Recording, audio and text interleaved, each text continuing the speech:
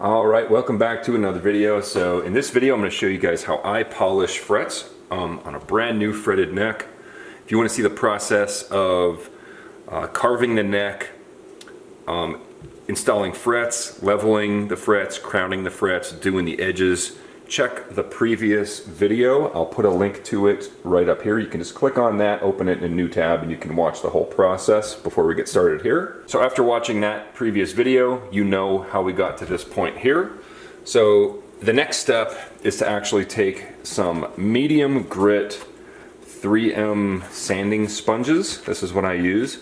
This is medium grit. I have fine and super fine. So the purpose of these things is to remove the larger scratches from the heavier sandpaper when we were leveling the frets. You don't want to do a lot. All you want to do is remove the scratches, because this is pretty abrasive and that can and will change your frets. So any polishing you do, you want to do it evenly for every fret. You don't want to go back and forth, because you'll be hitting the middle twice and the ends only once, right? So you want to go in one direction, and then you want to go across the frets as well. You do that with all three grits. I have medium, fine, and super fine.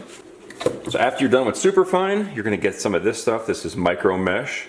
It's basically sandpaper cloth, and it goes from 1500 grit through all the grits all the way up to 12,000. So of course you'll start off with the lowest grit and work your way up to the highest. This is 12,000 grit. And to demonstrate how I use it, I put it between these two fingers like this. All I'm doing is just going over all the frets, the same amount of passes. When you're done with that, you're done polishing your frets. 12,000 grit. You can use a buffer wheel if you really wanted to, but there's really not. After you've gone through all this, any scratches and all scratches are going to be gone. So now the last thing to clean up on your fretboard is going to be the spaces between the frets. So let me get in close here, I'll show you. Especially on maple fingerboards, you can see all the scratches because we just put really fine metal dust from that sandpaper into all these cracks and crevices. All I use is a razor blade. It's not burnished into a scraper or anything. This tool right here is better than any and all sandpaper. There's no grit. It's not going to leave any scratches. As long as you're going straight across. Look at that. You can't get better than that. That's removing any of that glue residue, any and all scratches. And then also what I like to do as a nice touch is just round over the edges just a little bit. That fret is complete.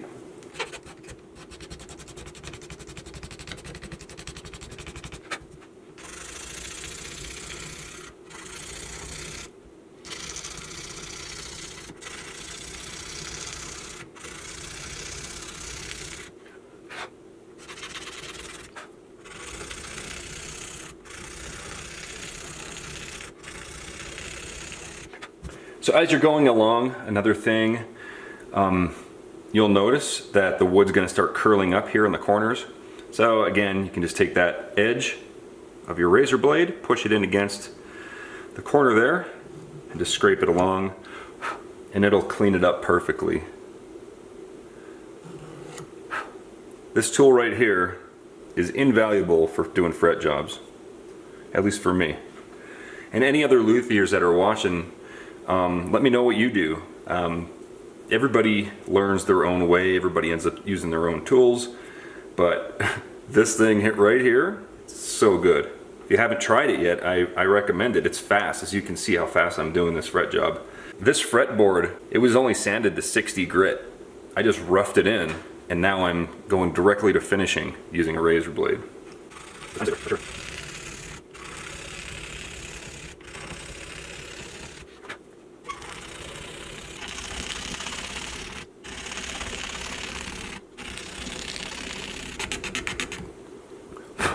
It's also very important that when you're doing this, you're not stopping halfway through the fret.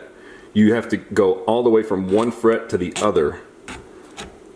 It's not something that I thought I would have to mention, but if you do stop halfway, you're going to leave those chatter marks that you see on a lot of Gibson guitars, It's just people that are just doing it really fast and not taking their time. But it's make it very deliberate to go from one side of the fret to the other.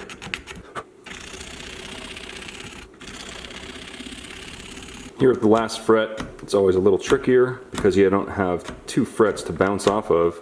You just have to go in one direction here.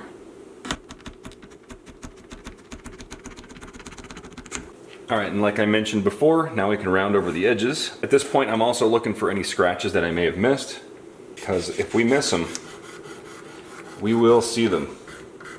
Because this is maple, especially on maple. I would say maple is probably the most difficult fretboard material to do a fret job on, because any little mistake is extremely visible. All the darker colored exotic woods, they're a lot more forgivable. You can cover stuff up with those, but you know, when you have a $300 piece of ebony and you mess it up somehow, it's not just that $300 piece of wood that you're wasting. You have to throw away basically the whole neck, especially because I have this thing epoxied on. Trying to remove that fingerboard, you can do it, but it's such, I mean, just the time involved, and it's just pretty much $1,000 piece of firewood at that point. So you really don't want to mess this process up. Just take your time, be very deliberate with every motion. See, there's a scratch right there. Okay, so right here you can see there is a scratch right there that we failed to remove the first time, the first pass. So all I'm going to do, it's removed. Round our edges over and continue on the process. On this side of the fingerboard, okay, you can see the grain, you can follow the grain, it's pretty straight. Right here at the 12th fret, we got a nice knot, which is actually not intentional, but kind of beneficial for the player. They know where the 12th fret is now. They don't even have to look at their two side dots. But anyway, over on this side of the fretboard, you can see, if you follow the razor blade, you can see that the grains go out. They come out like this. So when I'm scraping, I don't want to be pushing this way with the razor blade, because it could chip out. So when scraping the sides here, just go in one direction, following the grain, and that's going to save some problems, because you don't want this to chip out. That would be, like I said, maple's almost impossible. It is impossible to cover up any mistakes, so you want to make sure you do it right. All right, there we go. We have a completed fret job. The next step is we're going to go ahead and we're going to make a nut using some white-tailed deer antler. This is what I like to use if I'm not using cow bone. And then the next thing after that, we still have to do some finish sanding on the back, because like I said in the last video, we got it down to the right thickness and dimensions, but now we have to finish sand all the way up to 220. And that's pretty much it for the video. If you guys enjoyed it, definitely subscribe if you want to see the making of the nut for the next video. That'll be coming out maybe later today, maybe tomorrow, maybe next week, whenever I get a chance. We still have to inlay the logo and sign the back, and that's it. So I hope you enjoyed the video. I'll see you on the next one. Thanks for watching.